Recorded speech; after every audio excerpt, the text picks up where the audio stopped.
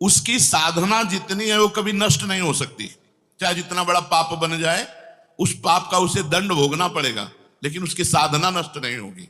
ये इस मार्ग का बहुत बड़ा सपोर्ट है कि मानो हम दिन भर भजन किया, हमसे शाम की गलती हो गई तो बोले दिन भर का भजन नष्ट हो गया। नहीं, आपका भजन दिन भर का वो है, और जो आपकी गलती हुई वो अलग है। गलती का आपको प्रायश्चित या दंड भोगना पड़ेगा, और भजन आपका सुरक्षित है। वो नीचे नहीं गिरेगा, उसकी साधन सामग्री नष्ट नहीं होगी। ये बहुत हृदय को शीतलता पूर्ण। हमने जो नाम जप किया हमारा सुरक्षित है, नाम जप वो कभी नष्ट नहीं होगा। उसका पारमार्थिक उद्देश्य भी नहीं बदलेगा। उसने उद्देश्य बनाया भगवत प्राप्ति, वो उद्देश्य भी उसका नहीं बदलेगा। हाँ, कितने जन्म लगेंगे ये उसका प्रयास होगा, प्रयत्न होगा। वो जन्मता मरता रह सकता है, ना भजन उसका नष्ट होगा, कम होगा, ना उद्देश्य उसका बदलेगा। वो लगेगा भजन। भक्ति बीज पलटे नहीं, जो जुग जाए अनंत, ऊंच नीच कुल उपजय, होए संत को संत। वो कभी ऐसा नहीं हो सकता कि इतना भजनानंदी अब भ्रष्ट हो गया तो वो पतित हो गया, नीच और दुर्गति, अरे सब बेकार, कुछ नहीं।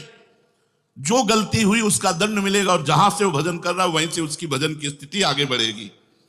जैसे उदाहरण में राजर्षि भरत का उदाहरण दिया था कि हिरन पे वृत्ति गई तो हिरन बने, लेकिन गंडकी नदी में खड़े होकर हिरन बन करके भी इतना भजन किया कि अगला जन्म जड़ भरत जी के रूप में ब्रह्मबोध संपन्न महापुरुष के रूप में हुआ। तो भगवान कहते हैं न ही कल्याण कृत कश्चित दुर्गतिम तात गच्छति।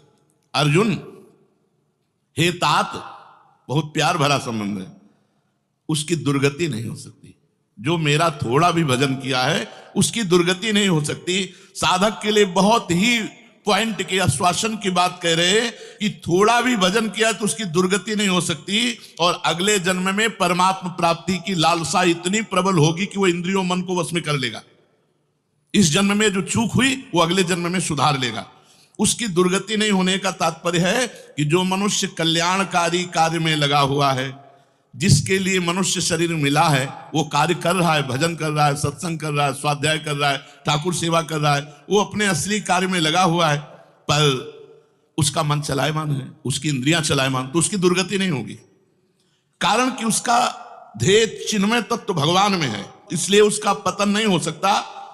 मैं उसकी रक्षा करता हूं, तो उसकी दुर्गति कैसे हो सकती है? क्योंकि उसने थोड़ा भी सही मेरा भजन किया है। मेरी दृष्टि सर्वभूत हिते रता है, सब पर मोरी बराबर दया, सब मम प्रिय सब मम उपजाए। मैं सबको प्यार करता हूं।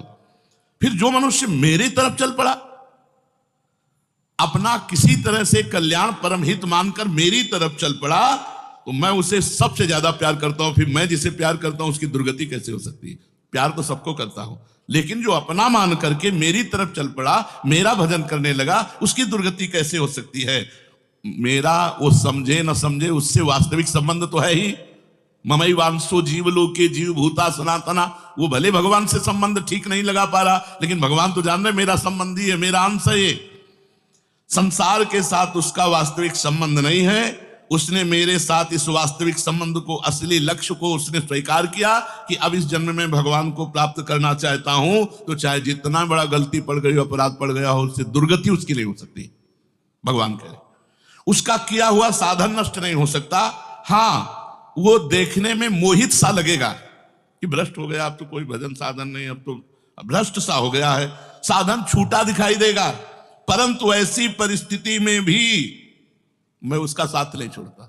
उसने मेरा भजन छोड़ दिया, मेरा साधन छोड़ दिया, लेकिन मैं उसका, जैसे एक सत्संग में दृष्टांत में देते थे कि जगन्नाथ जी की सेवा में श्रीअंग पार्षद रहते थे, तो उनमें से एक पार्षद वैश्या संसर्ग करने लगे कुसंग के कारण। तो जब सब पार्षदों को पता चला तो उन्होंने बुलाया और कहा, देखो तुम परम पावन श्री जगन्नाथ जी के अंग सेवी हो, या जगन्नाथ जी की सेवा छोड़ो वैश्या का संग करो, या वैश्या संग छोड़ो जगन्नाथ जी का अंग संग करो। तो भगवान की माया से मोहित हुए, साधन से गिरे हुए होने के कारण उन्होंने जगन्नाथ जी का अंग संग छोड़ दिया और वैश्या का अंग संग स्वीकार किया।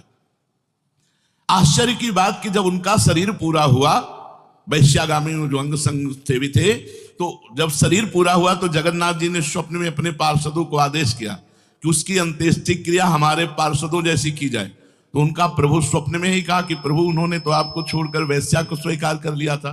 तो बोले, उन्होंने छोड़ दिया था, ये उनकी हिम्मत है, हमारी हिम्मत नहीं। हमारा स्वभाव नहीं है, हमारी सामर्थ्य नहीं है। हम एक बार जिसको पकड़ लिया उसको कभी छोड़ते नहीं। तो भगवान यहां कह रहे हैं कि कभी कभी वो मोहित हो जाता है, वो साधन छोड़ता, लेकिन मैं उसे नहीं छोड़ता।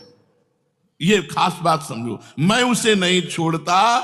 उसका किया हुआ अपराध, किया हुआ पाप, भले उसको थोड़ा समय दंड भुगताने के लिए, लेकिन मैं उसे छोड़ता नहीं हूं। तो उसकी दुर्गति कैसे हो सकती है? इसलिए घटना घट सकती है। ये तो भगवान कह रहे हैं मनमानी मत करना, कह रहे घटना घट सकती है। आपने अपराध किया, आपको पाप का दंड मिल सकता है, लेकिन मैं उसके अंदर ऐसी व्याकुलता पैदा करूंगा कि वो सब प्रपंच छोड़कर दौड़कर मेरी तरफ भाग पड़ेगा, क्योंकि मैं उसे नहीं छोड़ता। जैसे गोपियों में थोड़ा अभिमान आया, मैं अंतर ध्यान हुआ, लेकिन उन्हीं के बीच में रहकर जहां व्याकुल हुई मैं प्रकट हो गया। तो भगवान कह रहे हैं कि एक बार जिसके भीतर थोड़ी भी साधना चल पड़ी, थोड़े भी संस्कार भक्ति के पड़ गए, नाम जप करना, वाणी पाठ करना, थोड़ा भी भगवत्कार, कर्म चैव तदर्थीयम सदित्येवाभिधीयते, तो उसका कभी पतन नहीं हो सकता, जो संस्कार पड़ गया भक्ति का, क्योंकि सत वस्तु का कभी अभाव नहीं होता। तो फिर प्रभु गति क्या होती है उसकी? तो भगवान कह रहे प्राप्य पुण्य कृताम लोका नुषित्वा शाश्वती समाः शुचीनाम श्रीमताम गेहे योग भ्रष्टो भी जायते। आहा, प्राप्य पुण्य कृताम लोकान, उसने गंगा स्नान किया है, उसने नाम जप किया है, उसने वाणी पाठ किया है, उसने ठाकुर सेवा की, तो कोई साधारण है? बहुत बड़ा धनी है। भले लोक भ्रष्ट हो गया है, भले इंद्रियां उसके कब्जे में नहीं, भले मन उसके कब्जे में नहीं, लेकिन साधारण जीव नहीं है। वो भगवान का जन है, उसने नाम जप किया है, वाणी पाठ किया है, ठाकुर सेवा की, धामवास किया, तीर्थ अवगान किया। प्राप्य पुण्य कृताम लोकान, जो बड़े बड़े याज्ञिकों को, बोले इतने यज्ञ किए, अश्वमेध यज्ञ किए, बड़े बड़े याज्ञिकों को जो सांगो पांग करते हैं, उन लोगों को स्वर्ग आदि लोगों पर अधिकार होता है। इसलिए वो पुण्य कर्म कहते हैं, तो पुण्य लोक उनको प्राप्त होते हैं। पाप कर्म करने वालों को नरक भेजा जाता है। परंतु साधक पुण्य कर्म थोड़े किए, भजन किए, तो जैसे किसी रास्ते में चल के उसकी वीआईपी व्यवस्था की जाए, ऐसी व्यवस्था उसकी होती है स्वर्ग में। जितने दिन उसको अगला जन्म नहीं मिलेगा, उतने दिन भारी व्यवस्था स्वर्ग में उसकी होगी। पुण्यवताम लोके, जो बड़े बड़े पुण्य आत्मा पुरुष प्राप्त करते हैं, इतनी अमुक यज्ञ की, अश्वमेध यज्ञ की सांगो पांग, उनको उसकी वीआईपी व्यवस्था होगी। प्राप्य पुण्य कृताम लोका नुषित्वा शाश्वती समाहा, उसको शुभ कर्म का परिश्रम, बड़े बड़े परिश्रम करके जो स्वर्ग आदि के भोग प्राप्त करते हैं, उसे न प्रार्थना करनी पड़ी है, न शुभ कर्म करना पड़ा है, न यज्ञ आदि कर्मों का सांगोपांग अनुष्ठान करना पड़ा है, उसकी ना स्वर्ग की चाह है, वो उसकी व्यवस्था होगी। शरीर छूटते ही दिव्य लोक में जाकर के दिव्य भोगों की व्यवस्था, क्योंकि मन चंचल था ना, इंद्रियां चंचल थी ना, मृत्यु लोक के भोगों, ले भोग, स्वर्ग के भोग, सुंदर सुंदर जितने भोग हैं उन सब की बाहुल्यता। वहां भोगों की जो वासना बनी थी उसके अनुसार भोग, मान लो स्त्री की तो एक से एक अप्सरा, दुनिया का सब वैभव स्वर्ग में विराजमान है, त्रिभुवन में खूब भोगने के लिए सब एकत्रित कर दिया, क्योंकि भजनानंदी कोई साधारण थोड़ी है, उसकी वीआईपी व्यवस्था हुई। अब अंत समय से साधन में विचलित मना हो जाने के कारण जो बड़े बड़े परिश्रमों से, पुण्यों से प्राप्त होता है, वो ऐसे स्वाभाविक रूप से रास्ते में प्राप्त हो रहा है। ये उसकी गति नहीं है, ये अयाचिक वृत्ति से उसकी वीआईपी व्यवस्था है कि ले जा रहे हैं तो रास्ते में ऐसे थोड़ी कि कोड़ा मारते, पानी भी नहीं पिया रहे, धूप में ले जा, नहीं, सीधे उसको आनंद पूर्वक स्वर्ग आदि लोगों की दिव्य भोग वृत्तियां, जिन भोगों के लिए वो विचलित रहा है मनुष्य साधना करते समय, वो सारे भोग उसको वहां प्राप्त होंगे। वहां रहने पर इतना भोग दिलाया जाता है कि उसकी अरुचि हो जाती है स्वर्ग के भोगों से। तो मर्तलोक में आके दोबारा फंसेगा क्या? स्वर्ग के भोगों से अरुचि हो जाती है, जहां आसक्ति रही है वो भोग ही भोग, उसको व्यवस्था कर दी जाती है, घृणा हो जाती है उसको स्वर्ग में ही भोगों से, इतनी वीआईपी व्यवस्था। क्योंकि अंदर से तो भजन था, उद्देश्य भगवान की प्राप्ति का था, तो स्वर्ग आदि के भोग भोगने पर उसे घृणा हो जाती है। वो अपनी वासना जो अंदर थी, जिनके कारण इंद्रियों मन को जीत नहीं पाया, वो देख लेता है, अरे अब ये तो मर्त्य लोक के भोग है, स्वर्ग के भोग, उसको वहां उसके अंदर घृणा हो जाती है। उषित्वा शाश्वती क्षमा, फिर उसे और ऊंचे लोकों में, अगर समय है अभी तपलोक, जनलोक, महालोक, ब्रह्मलोक, ऐसे महान लोकों में उसे ऊंचे के लोकों में भेजा जाता है। और वहां भी इसलिए भेजा जाता है कि यहाँ के स्वर्ग के भोगों से रुचि, अब यहाँ के ब्रह्मलोक के भोग देख ले। भजन का फल है ब्रह्मादिक के भोग सब विषम लागत ताई, नारायण ब्रज चंद की लगन लगी है जाई। जब ठाकुर जी से मिलने की चाह लग जाती है तो यहीं इसी शरीर में ब्रह्मादिक के भोगों से भी वैराग्य हो जाता है। भोग भोगने के उद्देश्य से नहीं, क्योंकि जो भोग भोगने के उद्देश्य से जाते हैं उनके पुण्य क्षीण होने पर फिर वो लौटकर मृत्यु लोक में आते हैं, इसलिए वो सीमित वर्षों तक स्वर्गलोक आदि में रहते हैं। परंतु जिसका उद्देश्य भोग नहीं भजन था और योग भ्रष्ट हो गया है सूक्ष्म वासना के कारण, तो स्वर्ग आदि लोकों में जाएगा, उसका भजन नहीं छीण होगा। जैसे पुण्य आत्मा स्वर्ग गया भोग भोगा तो उसका पुण्य छीण होगा, लेकिन इसका नहीं, इसका तो स्टॉक है, ये तो भागवतिक व्यवस्था है उसकी, ये ब्याज की व्यवस्था है। मूल तो ऐसे ही साधन संपत्ति है।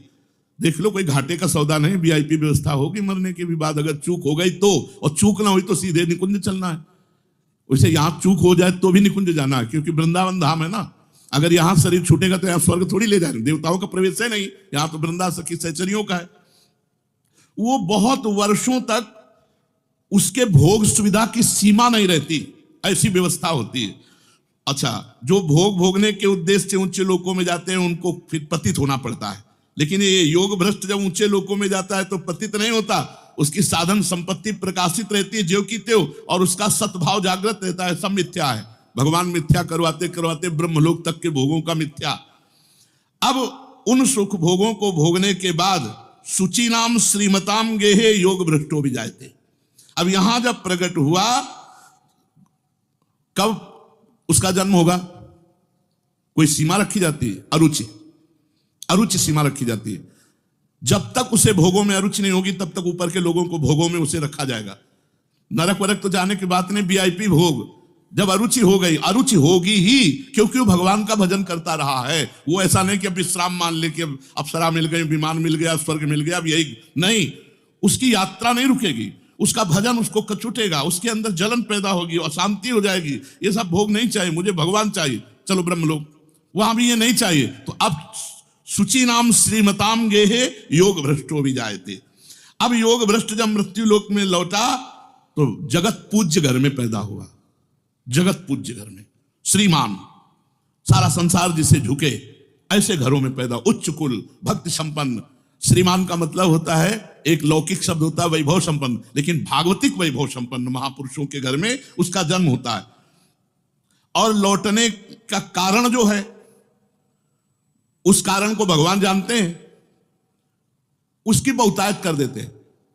स्वर्ग भोगा, ब्रह्मलोक के भोग भोगे, और यहां सारे भोग उसके दे दे, ये ले, अरे भगवान का दास है कोई और, ये ले। ऐसे घर में पैदा किया। अब उसकी जो साधन संपत्ति उसको खोल देते हैं, अभी तक बंद रखा, हानि नहीं हो सकती।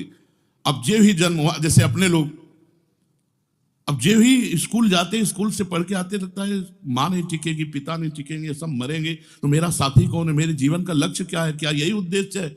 बस बैठ जाते एकांत में। और संत जन आते थे, वो श्री राम जय राम जय जय राम, श्री राम जय जय, कीर्तन कराते थे तो वही याद था, श्री राम जय राम जय जय राम, श्री राम जय राम जय जय राम। बस नाम जप करना निश्चय हो गया। 13 वर्ष के उस भागो। ये देखो, उत्तम कुल ब्राह्मण के घर में, और पूरे साधु महात्माओं का सानिध्य, और पिता पूरे स्वयं महात्मा, नंगे पैर हल जोतते, बड़ी कठिन परिश्रम के द्वारा वो उदर पोषण करते। और संत महात्मा 8-8, 10-10 संत महात्मा दरवाजे पर। बच्चापन से ही क्या बन, अब मुझे संसार से भाग, किसी ने हमें सिखाया नहीं, भागो संसार से और भगवान की प्राप्ति करो। तो मनुष्य जन्म में जे ही जन्म लिया से साधन संपत्ति खोल दी गई। अब वो साधन में एकदम चिपक गया, क्योंकि पीछे जहां चूक हुई थी वो ऊपर से नीचे तक सब समुदाय भोगों का देख लिया। अब उसका अंतःकरण साधना से परिपूर्ण होने लगा। वो जो अंकित संस्कार भोगों के थे वो अरुचि पैदा हो गई। योग भ्रष्ट अज्ञात रूप से पुनः ऐसी साधना में लग गया।